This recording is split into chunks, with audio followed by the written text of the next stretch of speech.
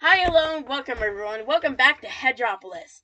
I honestly didn't think we'd be back so soon because it's the end of Thanksgiving break, but lucky for me, I got a full snow day. Heck yeah. So instead of being stuck in school right now, I get to film another video, which is awesome.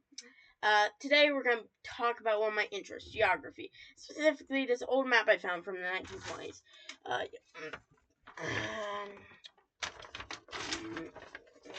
Here it is. As you can see, there are some interesting details on it. Very interesting indeed. For example, Canada is labeled the domain of Canada. That's because back then Canada was still under British rule and didn't become fully independent until many years later. It's really cool to see how history shows up in something as simple as a map.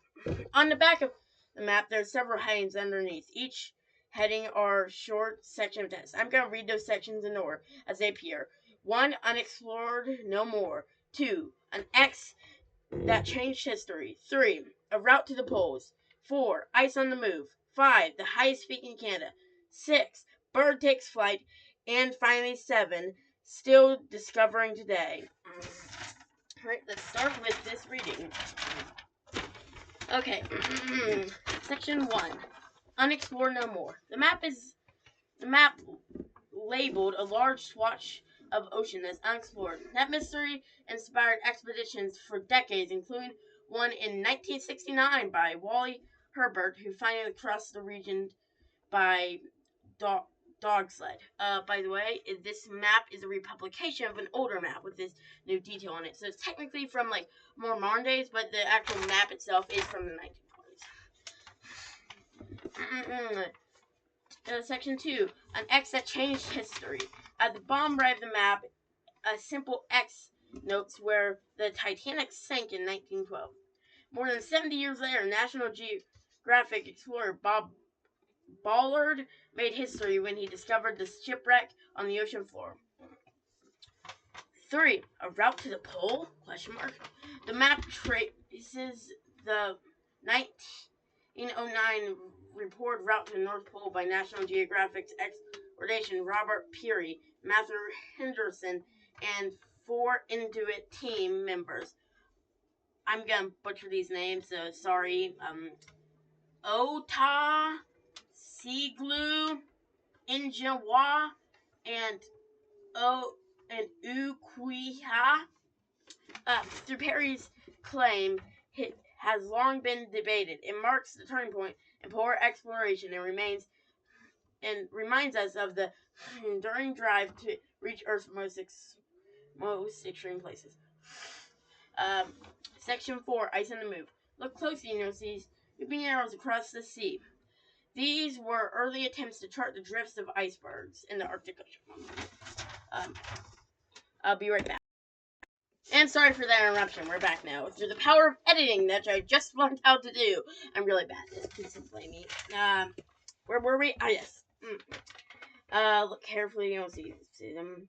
These were early attempts to chart the drifts of icebergs in the Arctic. Even then, scientists understood that ice held vital clues to how our planet works. Excuse me, get something in my throat. Section 5. The highest peak in Canada. Mount Logan near the Alaskan Yunku border appears on this map.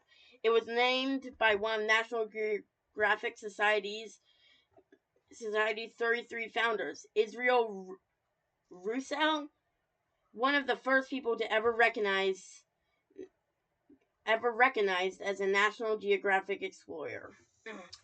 Section 6, Bird takes flight. The very year this map was published, the famous aviator Richard Byrd joined the Macmillan, I don't really know if that's correct, Arctic exploration funded by the Society to attempt to reach the unexplored zone.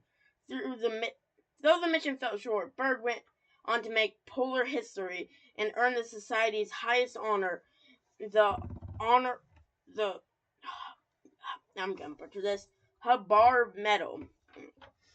And the final section here, section 7, still discovering today. Nearly 100 years after this map was published, a society supported the education identified the northernmost permanent land on Earth, a tiny island of rock and moss just off Greenland's coast. Proof that even centuries later, exploration never ends. And that's gonna be all. And okay, you're back on script. Each of these sound like a story from the past, and I might go more into detail in another video if you want to hear more. I love doing these things because they show how different the world used to look, and how much we are still discovering today. Alright, that's gonna do it for today, friends. Please remember to like and subscribe, and if you want to see more like and subscribe if you want to see more videos like this. And let me know if you want part 2, if I can finally figure out how to put the freaking comments on. Thank you for watching, and I'll see you next time. See you later.